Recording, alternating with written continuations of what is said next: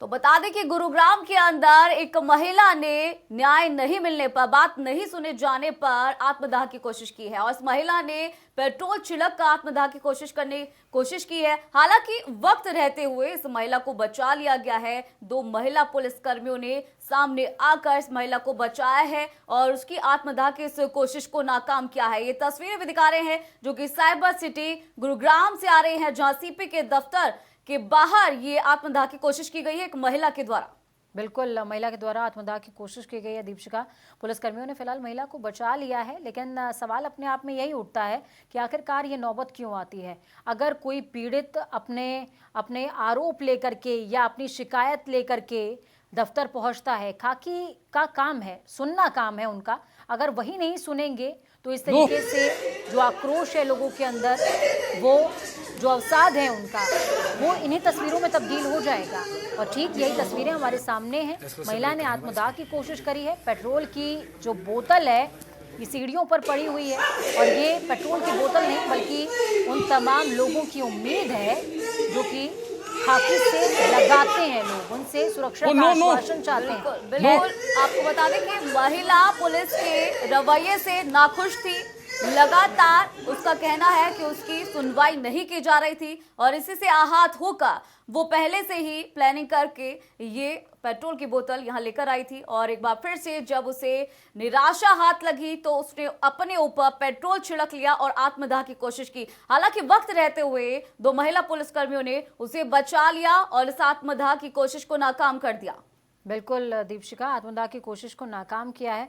और इन तस्वीरों में जब हम ऑडियो सुना रहे थे दर्शकों को तो उस दौरान भी हमें साफ तौर पर सुनाई दिया है कि किस तरीके से पुलिसकर्मियों ने रोका तो है महिला को, लेकिन महिला की जो रोने की बिलखने की आवाज़ है वो साफ तौर पर ये बता रही है कि वो कितनी हताश रही होगी, कितनी निराश रही होगी, कितना अवसाद में रही होगी, तब जा करके उसने एक कदम उठाया होगा। क्योंकि जीवन बहुत कीमती होता है। हम लाख संघर्षों के सामने घुटने टेकना नहीं मंजूर करते हैं, हम संघर्ष करना स्वीकार करते हैं।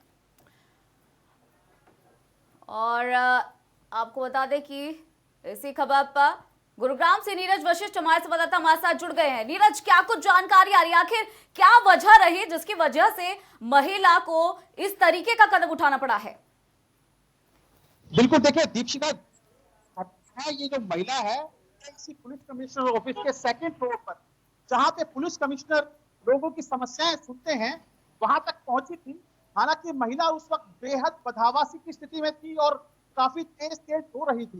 पुलिस कर्मियों पर आरोप लगा रही थी कि गुड़गांव पुलिस के जो अधिकारी हैं उसकी गुहार को सुन नहीं रहे हैं। उसके पास बार बार ये कहा जाता है पुलिस अधिकारियों के पास जाने के बावजूद हमें कोई फर्क नहीं पड़ता है। इसी को लेकर इस महिला ने जब यहाँ के अधिकारियों को गुहार लगाने की कोशिश की तो पुलिस कमिश्नर और लोगों से मिल रहे थे, उनको ये मालूम नहीं था कि इस तरह की घटना यहाँ पे हो सकती है। नीरज, पहले भी मेरी आपसे बात हुई है, उस दौरान भी आपने बताया कि क्या कुछ था ये पूरा मामला, लेकिन अब जो दर्शक तमाम आपको सुन रहे हैं वो आपसे ये अपडेट चाहेंगे मेरे ख्याल में कि आखिरकार मामला क्या था, क्या महिला की शिकायत थी जिसमें बार बार वो शिकायत करने की कोशिश कर रही थी लेकिन उसको नाउमीदी हाथ लग रही थी? पूजा, देखिए इस पूरे मामले का भी खुलासा नहीं हो पाया था कि महिला कौन है और किस शिकायत को लेकर गुड़गांव पुलिस के इस कमिश्नरेट ऑफिस में पहुंची थी, लेकिन हड़कंप की स्थिति जरूर है और इस पूरे मामले को दबाने की भरसक प्रयास किए जा रहे हैं। महिला क्या कुछ शिकायत थी, किस किस कार्यवाही से नाराज थी पुलिस अधिकारियों के, ये अभी खुलासा नहीं हो पाया है। लेकिन महिला पुलिसकर्मी उस महिला के जो है वो उसको लेके गई हैं और उसकी शिकायत को जो है वो दर्ज किया जा रहा है।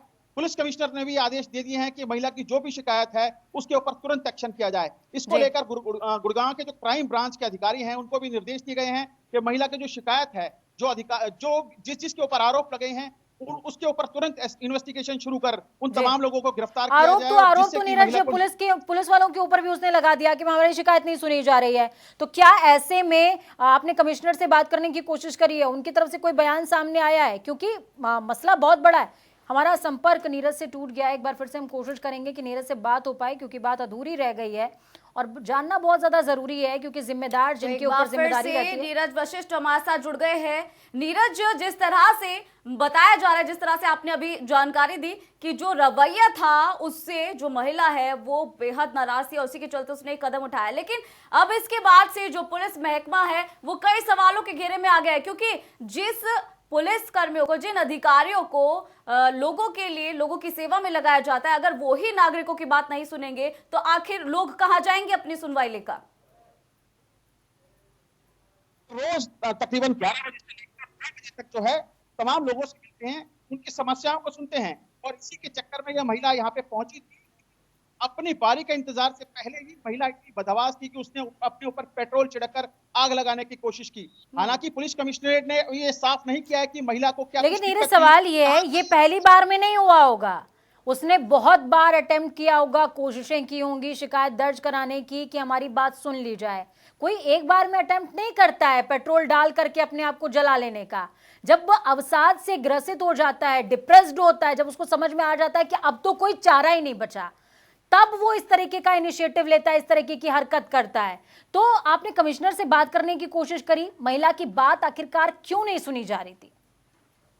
बिल्कुल, देखिए दीपशिखा, अभी इस पूरे मामले पे या फिर मैं गलत हूं तो शायद पूजा, इस पूरे मामले पे पूरे पुलिस कमिश्नर ऑफिस के अंदर हड़कंप की स्थिति है। तमाम जो अधिकारी हैं फिलहाल इस पूरे मामले पर चुप्पी साधे बैठे हैं, लेकिन जरूर क्राइम ब्रांच को इस पूरे मामले की तफ्तीश में लगाया गया है और जल्द से जल्द जो आरोपी हैं उनकी गिरफ्तारी के आदेश भी पुलिस कमिश्नरेट ने जारी कर दिए हैं। लेकिन एक बार फिर महिला सुरक्षा के नाम पर जो तमाम दावे गुड़गांव पुलिस या प्रदेश सरकार के द्वारा किए जाते हैं, उनके ऊपर गंभीर सवाल जरूर खड़े हो गए हैं कि महिला ने अपनी गुहार को कई बार थाने चौकी में लगाया, लेकिन जब उसकी बात वहां पे नहीं सुनी गई तो पुलिस कमिश्नर के पास पहुंची थी।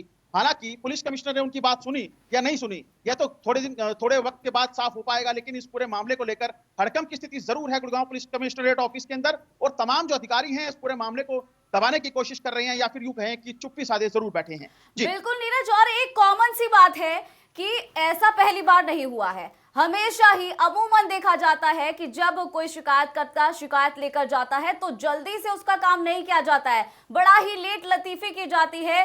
कई बार यही वजह हो जाती है कि लोग थाने तक पहुंचते ही नहीं है, कि इंसाफ बहुत लेट मिलेगा, क्योंकि लेट से मिलने वाला इंसाफ इंसाफ नहीं होता है।